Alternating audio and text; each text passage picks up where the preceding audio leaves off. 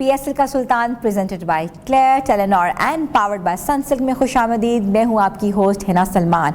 And Islamabad united remains unbeaten. ज़बरदस्त खेल दिखाया इस्लामाबाद यूनाइटेड ने और मुल्तान सुल्तान्स को उन्हीं के ग्राउंड में कहते हैं ना कि अपनी फतोहात का झंडा गाड़ा है। और ग्राउंड था मुल्तान का, होम ग्राउंड था, मगर कहते हैं ना कि होम ग्राउंड में आकर हराना भी एक और ही कहते हैं फ्लेवर ऐड ऑन करता है। अगर हम थोड़े से स्टैट्स पे बात करें तो इस्लामाबाद यूनाइटेड की जो लगातार फतुहात हैं वो हो गई हैं 5 और मुल्तान सुल्तान को 7 विकेटों के नुकसान पर उन्होंने शिकस्त दे दी। 160 रन्स का जो हदफ है वो 18वें ओवर में पूरा कर लिया। और मज़ीद किस प्लेयर ने कितने स्कोर रन्स किए, किस प्लेयर ने किसको आउट किया, हमें आज पूरे मैच पे तबसरा करेंगे। हमारे साथ मौजूद हैं हमारे cricket expert one and only Haroon Rashid साहब। जी अस्सलाम वालेकुम सर। जी वालेकुम अस्सलाम। बिल्कुल सही आपने इंट्रो में कहा कि मुल्तान सुल्तान को पहली मरतबा शिकस्त हुई है मुल्तान में, क्योंकि इस्लामाबाद यूनाइटेड कोई मैच नहीं जीती हुई थी। लेकिन अब जैसे प्री मैच में भी बात कर रहे थे कि इस्लामाबाद यूनाइटेड की टीम ज़्यादा बेहतर नज़र आती है in terms of all round ability, और वो आज उन्होंने प्रूव भी किया। बावजूद इसके उन्होंने काफ़ी चेंजेस की थी अपनी टीम में। उस चेंजेस के बावजूद उन्होंने अपने उस मोमेंटम को बरकरार रखा।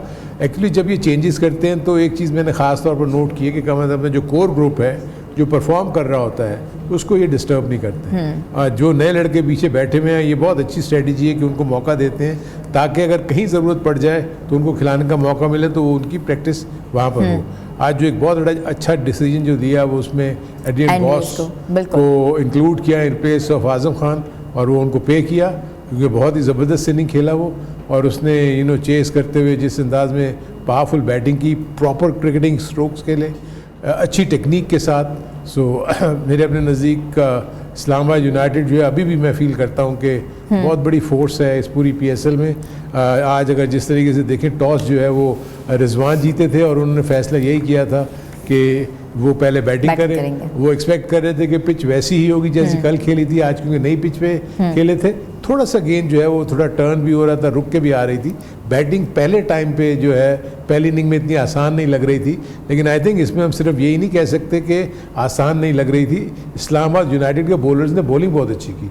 आई थिंक जो लाहौर कलंदर मिस कर गया था कल, आज उन्होंने वो नहीं गलती दोहराई नहीं, और उनके बॉलर्स ने इतनी एक्यूरेट बॉलिंग की कि आप इससे अंदाज़ा लगाएं कि उस्मान खान जिन्होंने 29 बॉलों पर 50 रन बना चुके थे, बाकी 11 बॉलों के ऊपर उन्होंने सिर्फ 11 रन बनाए। इससे अंदाज़ा लगाया कि उन्होंने कितने प्लान वे में इनको बॉलिंग की। और मैंने ये देख रहा था ख़ास तौर पे कि इनके लिए उन्होंने डीप पॉइंट एक फील्डर लिया हुआ था और कोशिश कर रहे थे कि ऑफ स्टंप से बाहर थोड़ी सी शॉर्ट बॉल करें या स्लो डिलीवरी करें। अगर वो कट मारने भी जाएँ तो पूरा कट ना मारें और सिर्फ एक रन बिना।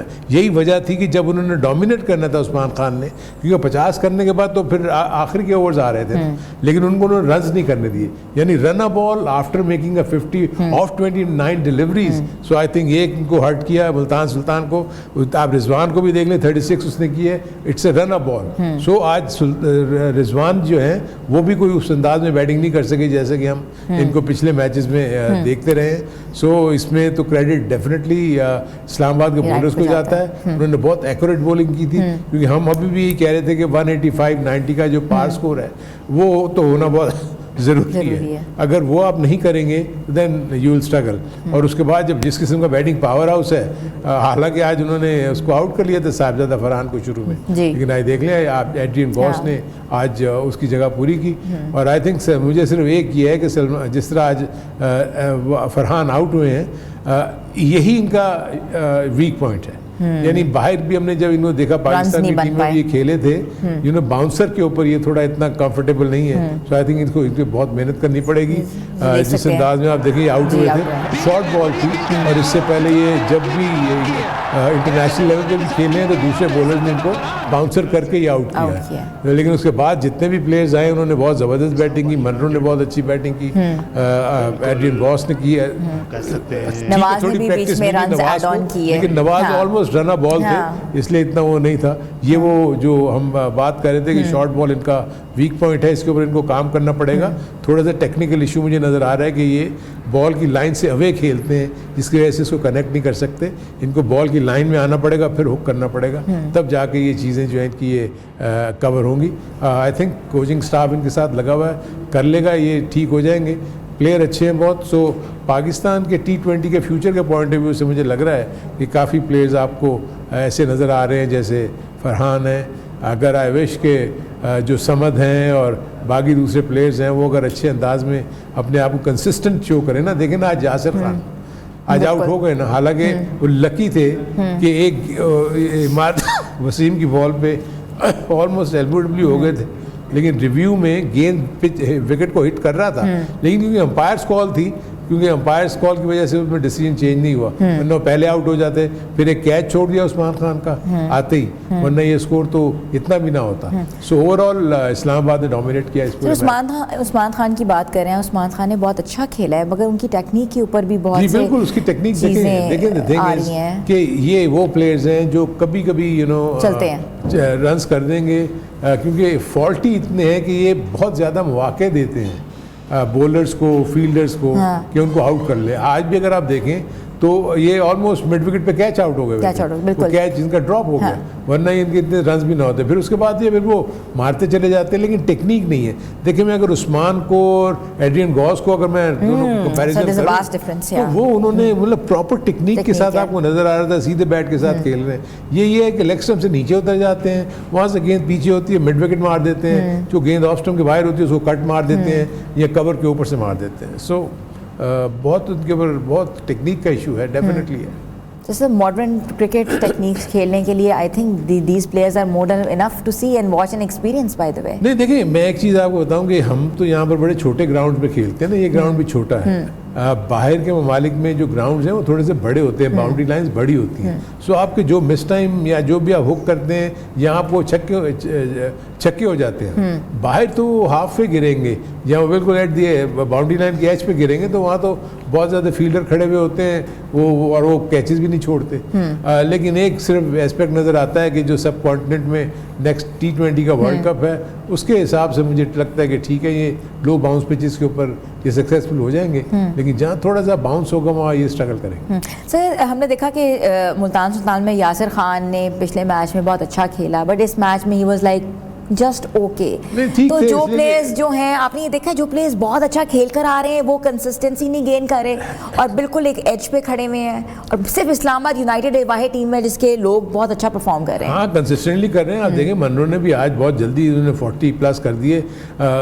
इनके यहाँ तो देखें, हम कल भी यही बात कर रहे थे कि एक इनिंग से आप अपने आप को नहीं बनवा सकते, आपको दोबारा करना पड़ेगा। आज मैंने देखा कि वो स्पिनर के ऊपर बहुत ज़्यादा अच्छा इतना नहीं खेले यासिर।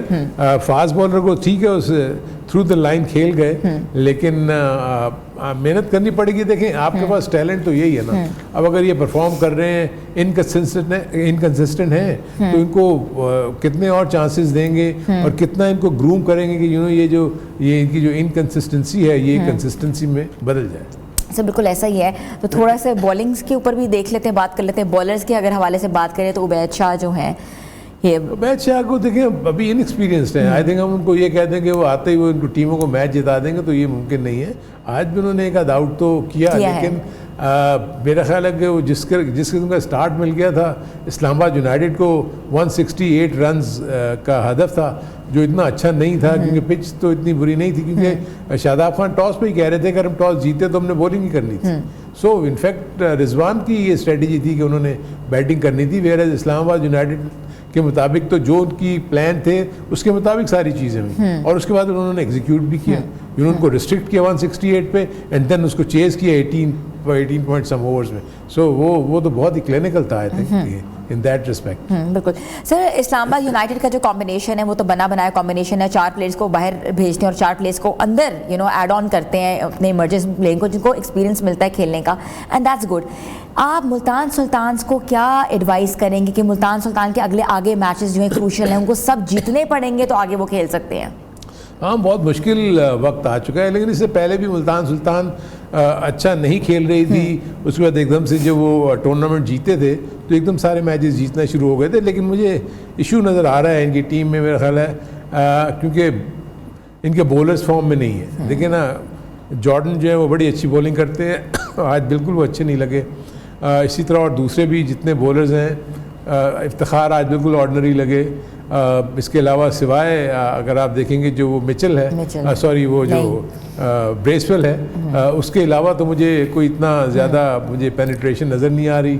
जॉर्ज लिटल भी आज बिल्कुल ही ऑर्डिनरी बॉलर लगे, क्योंकि जब पिच ही ऐसी हो बैटिंग के लिए हो तो उस वहाँ तो फिर आपको बड़ी स्किल्स के साथ और बड़े तरीके के साथ बॉलिंग करनी चाहिए। लेकिन आई थिंक दूसरी तरफ जो बैटर्स थे वो बहुत ज़्यादा अच्छा खेले आज इस्लामाबाद यूनाइटेड के। सो बिल्कुल ऐसा ही है। Let's hope for Multan Sultan. छोटी सी ब्रेक के बाद वापस आते हैं। आप देख रहे हैं PSL का सुल्तान। PSL का सुल्तान में आपको एक बार फिर से खुशामदीद कहते हैं। सबसे इंपॉर्टेंट होता है मैच में जब आते हैं ज़बरदस्त किस्म के वूहू मोमेंट्स। तो लेट्स वॉच टेलेनॉर के वूहू मोमेंट्स कौन से हैं।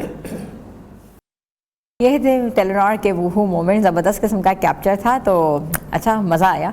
तो अब बात करते हैं कि पॉइंट्स टेबल पे कौन सी पोजीशन जो है मुस्तहकम है और कौन सी पोजीशन पॉइंट्स टेबल पे थोड़ी सी जुर्रत करी ऊपर आने के लिए। तो अगर हम देखें तो सर यूनाइटेड जो है वो ऑब्वियसली मुस्तहकम है। उन्होंने अभी तक कोई भी अपना मैच नहीं लूज़ किया और 5 मैचेस खेले जिसमें से 5 ही जीते हैं और 10 पॉइंट्स के साथ हैं। उसके बाद आती हैं कराची किंग्स जिन्होंने 5 मैचेस जो खेले हैं और 3 जीते हैं और 2 जो हैं वो लूज़ किए हैं, 6 पॉइंट्स के साथ हैं। लाहौर कलंदर की बात करें तो लाहौर कलंदर ने 4 मैचेस जो हैं वो खेले हैं जिसमें से 2 जीते हैं और 2 ही लूज़ किए हैं और 4 पॉइंट्स के साथ हैं। उसके बाद ज़ल्मी आते हैं जिन्होंने 4 मैचेस खेले हैं जिसमें से 1 जीता है और 3 लूज़ किए हैं। और ग्लैडिएटर्स ने 3 मैचेस खेले हैं जिसमें से 1 जीता है और 2 लूज़ किए हैं। और सुल्तान जो है मुल्तान सुल्तान जो है अभी तक 1 मैच जीते हैं। देखिए बड़ा इंटरेस्टिंग सिचुएशन अब हो गई है। देखिए जिन जिन के तो 5-5 मैचेस हो गए हैं उनको आप देख लें, उनके सामने जो पॉइंट्स हैं 10 हैं यूनाइटेड के और 6 हैं किंग्स के, और 5 जो मैच खेले हैं सुल्तान उसके है पॉइंट्स 2। सो आप देखिए इनके पास रिमेनिंग 5 मैचेस रह गए हैं। अगर मुल्तान 5 मैचेस नहीं जीतता तो 12 पॉइंट पे नहीं पहुंचेगा, ठीक है ना। इसलिए उसके लिए तो बहुत ही अपहिल टास्क हो गया है। अगर ये 2 मैच भी हार जाते हैं तो अल्टीमेटली मुझे लगता है रेस से आउट हो जाएंगे। दूसरा यूनाइटेड को आप देखें कि उसको सिर्फ 1 या 2 मैच और जीतने की ज़रूरत है, वो टॉप 4 में फिनिश कर लेगा, क्योंकि 5 मैच उसके पास बाकी हैं। किंग्स के पास भी 5 मैच बाकी हैं, 2 से 3 मैच वो जीत लेता है तो उसके भी तकरीबन 10-12 पॉइंट्स होने के चांसेस हैं। कलंदर्स अगेन 6 मैचेस उसके पास है, 12 पॉइंट्स हैं। सो अगर ये सारे मैच जीतता है तो फिर जाके कहीं इसके 16 पॉइंट्स होते हैं। इसी तरह ज़ालमी को अगर आप देखें 2 पॉइंट्स के साथ है, 6 मैच उसके बाकी हैं। 6 मैच का मतलब 12 पॉइंट्स उसके पास इस पर है। अगर वो जीतता जाए सारे मैचेस तो ये 14 पॉइंट पे पहुंचेगा। ग्लैडिएटर्स 3 मैचेस हैं, इसके पास 7 मैचेस हैं, लेकिन आप ये देखिए कि 2 पॉइंट्स पे खड़ा है। सो आई थिंक इनमें अब चांसेस ये हैं कि इन्होंने आपस में फिर खेलना है। सो जो अच्छी टीमें हैं वो तो जैसे यूनाइटेड है वो तो ज़्यादा चांसेस हैं कि 2 से 3 मैच तो जीत ही लेगी वो। हम किंग्स को भी देख रहे हैं कि वो बुरा नहीं खेलती, 2 से 3 मैच वो भी जीत लेगी। सो मुझे अब ऐसी जो इस पूरी सिनेरियो में नज़र आ रहा है कि इस पॉइंट्स टेबल पे कहीं ना कहीं जाके 2 से 3 टीमें इक्वल नंबर ऑफ पॉइंट्स पे खड़ी हुई होंगी और उनका जो फैसला होगा टॉप 4 का वो नेट रन रेट पे होगा। सर बहुत बड़ा ज़बरदस्त आपने ये चीज़ नोट डाउन की है। और लेकिन सर आज आपने रिजवान की स्टेटमेंट सुनी थी, वो कहता है कि मुल्तान सुल्तान तो हमेशा से ऐसे ही करते हैं। मुल्तान सुल्तान तो पहले सारे हारते हैं, उसके बाद एंड में सब जीतेंगे। देखिए एक चीज़ हमारी रवायत है, एक चीज़ अपने जहन में रखें यार, हर दिन हर चीज़ जो है वो रिपीट नहीं होती, हिस्ट्री बहुत सेल्डम रिपीट होती है। इट्स नॉट दैट, लेकिन वो इसको भी अग्री कर रहा है वो कि हम नहीं अच्छा खेल रहे। ये नहीं कह रहा कि वो कह रहा है हम अच्छा नहीं खेल रहे हैं। पता है एज ए यूनिट हमारी बैटिंग मतलब स्ट्रगल कर रही है, हमारी बॉलिंग स्ट्रगल कर रही है। सो इसलिए उनको तो बहुत मेहनत करने की ज़रूरत है। देखें सारे मैचेस जीतने का मतलब ये है कि आप तीनों डिपार्टमेंट में एक्सेल करेंगे तो जीतेंगे ना दूसरी टीम के मुकाबले में। आप ये होप करेंगे कि दूसरी टीम जो है कहीं ना कहीं वो कमी या कहीं ना कहीं उसकी गलतियां जो है वो ज़्यादा हो मुल्तान सुल्तान से, तो मुल्तान सुल्तान जो है वो जीतने के काबिल है, क्योंकि दूसरी टीमों का भी स्टेक लगा हुआ है ना। यानी वो आपको इजीली तो मैच नहीं देंगी, आपको अर्न करनी पड़ेगी विक्ट्री। अब जितने भी विन्स हैं आपको बहुत मेहनत करनी पड़ेगी, तो इसलिए बड़ा अपहिल टास्क है, बट नामुमकिन नहीं है। मेरे कहने का मतलब ये नहीं है कि टीम अच्छी है उनकी, ऐसा भी कोई उसमें वो नहीं है कि हम कहेंगे जी जीत नहीं सकती। आपने आपके जो की प्लेयर्स हैं उस फॉर्म को हिट कर लें, फॉर्म आते ही आप दूसरी टीम को आप टफ टाइम देंगे और जीतने के भी आपके चांसेस हो जाएंगे। सर बिल्कुल ऐसा ही है। तो आगे पॉइंट्स टेबल पे भी पोजीशन बनाना बेहतर करना भी ज़रूरी है, क्योंकि अगर आपने आगे प्लेऑफ्स खेलने हैं। छोटी सी ब्रेक लेते हैं, ब्रेक के बाद वापस आते हैं। आप देखें PSL का सुल्तान में आपको एक बार फिर से खुशामदीद कहते हैं। हमारे बहुत से प्लेयर्स जिन्होंने बहुत ज़बरदस्त किस्म का प्ले दिखाया है। अगर रन्स की बात की जाए, विकेट्स की बात की जाए, तो उनके नाम जो है वो सारे फेहरिस्त हैं। और अगर हम मोस्ट रन्स में देखें तो सबसे पहले नाम आता है साहबजादा फरहान का सर, जिन्होंने 236 रन्स बनाए हैं और अभी तक टॉप स्कोरर हैं। उसके बाद रिजवान है सर। आज देखिए रिजवान ने थोड़ा सा मतलब इतने ज़्यादा 36 रन्स किए, जिसकी वजह से नंबर 2 पे ही हैं। अब बहुत ज़्यादा फ़र्क नहीं रहा। साहबजादा फरहान भी आज जल्दी आउट हो गए, जिसकी वजह से वो 236 रन्स उनके अब हैं। बोर्ड पे भी टॉप पे हैं, मनरो नंबर 3 पे हैं। उस्मान खान अब आ गए ऊपर 194 रन्स आज इन्होंने रन्स किए हैं, जिसकी वजह से वो उनका जो एग्रीगेट है वो रन एग्रीगेट बढ़ गया है, तो वो अब चौथे नंबर पे आ गए हैं, 194 पे हैं। जेम्स विंस अभी क्योंकि उन्हें अभी आगे खेलना है, अब देखते हैं कि अगली इनिंग्स वो कैसे खेलते हैं। सो ओवरऑल अगर देखा जाए तो बैटिंग का अभी तक पैटर्न वही नज़र आ रहा है कि जिनके ऊपर आप डिपेंड कर रही हैं टीमें, वो अपने अपने लिए अपनी टीमों के लिए रन्स कर रहे हैं। यही वजह है कि आपको इस चार्ट में बहुत ज़्यादा तब्दीलियाँ नज़र नहीं आ रही। जो 3 से 4 प्लेयर्स डोमिनेट कर रहे हैं वो अभी तक इस चार्ट में ऊपर ही हैं। उसके बाद नीचे से अभी कोई ऐसे सिवाय उस्मान खान के जिसने थोड़ा सा डिस्टर्ब किया है, अदरवाइज तो ठीक ही है। So the most worrying situation is वही है कि मोहम्मद रिजवान जो है individual performance is good, but as a team collective performance he couldn't give his team ये सिर्फ ये इसीलिए तो हम कहते हैं कि अगर आपकी कंट्रीब्यूशन आपकी टीम को कामयाबी नहीं दिला रही तो आई थिंक उसमें परफॉर्मेंस का कोई फ़ायदा नहीं। अगर आज देखें उस्मान खान ने भी अगर इनिंग खेली है तो उससे टीम तो उसकी नहीं जीत पाई। और दूसरा ये कि आप सबसे अलार्मिंग चीज़ ये थी कि जैसे मैं पहले भी जिक्र कर रहा था कि 29 बॉलों में 50 कर लिया आपने, उसके बाद जब आपको ज़रूरत थी हिट आउट करने की उस वक्त आपने सिर्फ 11 बनाए 11 बॉलों में, तो वहीं से तो डेंट पड़ा आपकी टीम। तो इसलिए ये इश्यूज हैं, इनको देखना चाहिए कि इनकी कंट्रीब्यूशन से टीम को जीतना चाहिए। Sir we are hoping the same. और अगर हम बात करते हैं कि सबसे ज़्यादा विकेट्स किसने ली अभी तक इस टूर्नामेंट में, तो जेसन होल्डर का नाम जो है is in the first place, जिन्होंने 12 विकेट्स ली हैं अभी तक और टोटल मैचेस खेले हैं 5। उसके बाद आते हैं हसन अली, जिनकी विकेट्स की तादाद है 10 और उनके भी मैचेस हैं 5। उसके बाद आते हैं शादाब खान, और शादाब खान ने 9 विकेट्स ली। आई थिंक इंक्रीज 1 विकेट लिया तो आज बढ़ गई है। और उसके बाद आते हैं Rishad Hussain number 4th place पे, जिनकी 8 विकेट्स हैं और मैचेस हैं उनके 3। Abbas Afridi with 8 wickets and 5 matches. देखिए इसमें सबसे जो अगर आप देखें कि 3 मैचेस खेले हुए रिशाद हुसैन वो 8 विकेट्स पे हैं, जिनके बहुत चांसेस हैं कि 7 के मैचेस अभी बाकी हैं। अगर ये सारे मैचेस खेलते हैं तो इस बात के इम्कान आता है कि ये अपने ये विकेट्स के टैली को बढ़ा लें, क्योंकि पिच बड़ी अब जो है बैटिंग ओरिएंटेड आ रही हैं, इसलिए आप देख रहे हो कि बॉलर्स जो है ज़्यादा आउट नहीं कर रहे। 1-1 या 2-2 विकेट ज़्यादा मिल रही हैं उनको, बस इससे ज़्यादा नहीं मिल रही। पहले ये 4-4 विकेट्स ले रहे थे, आज भी होल्डर ने 1 आउट किया, आज भी शादाब खान ने 1 ही आउट किया, जिसकी वजह देखिए 11 से 12 हो गया है होल्डर और शादाब खान 8 से 9 हो गए। सो अभी है ऑर्डर वही है 1, 2, 3, यानी होल्डर, हसन अली और शादाब खान जो है 1, 2, 3 पे हैं, रिशाद 4 8 पॉइंट के साथ, आफरीदी भी 8 विकेट के साथ, 8 विकेट के साथ वो भी। हाँ, बड़ा कोई चेंज नहीं आया। आई थिंक पोजीशन वही है, एक ऐड ऑन हुए हैं चीज़ें, ठीक है सर। लेकिन मोस्ट विकेट्स मोस्ट रन्स में नाम आना भी इट्स अ बिग थिंग और बेस्ट बैट्समैन और बेस्ट बॉलर का प्राइज है बिल्कुल। और सर जो आज का जो मैच है वो होने वाला है लाहौर कलंदर्स वर्सेस पेशावर ज़ल्मी, और मैच जो है वो फिर मुझे लगता है कि कांटेदार होने वाला है, क्योंकि तगड़ा टाकरा होगा।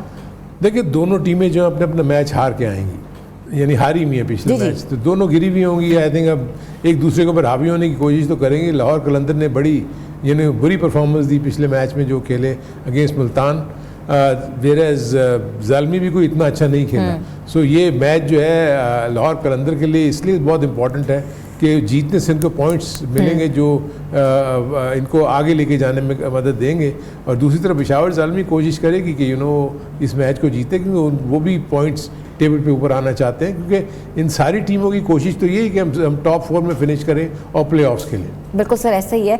और लाहौर में पहला मैच है और शायकीन क्रिकेट जो हैं लाहौरी जो हैं वो पुरजोश दिखाई देते हैं, हमेशा से ही ग्राउंड्स का रुख करते हैं। आई होप जो है आज जो ग्राउंड है वो खचाखच भरा होगा। और वैसे तो सर कह रहे हैं कि टिकट्स अवेलेबल नहीं है, but let's see according to ground situation.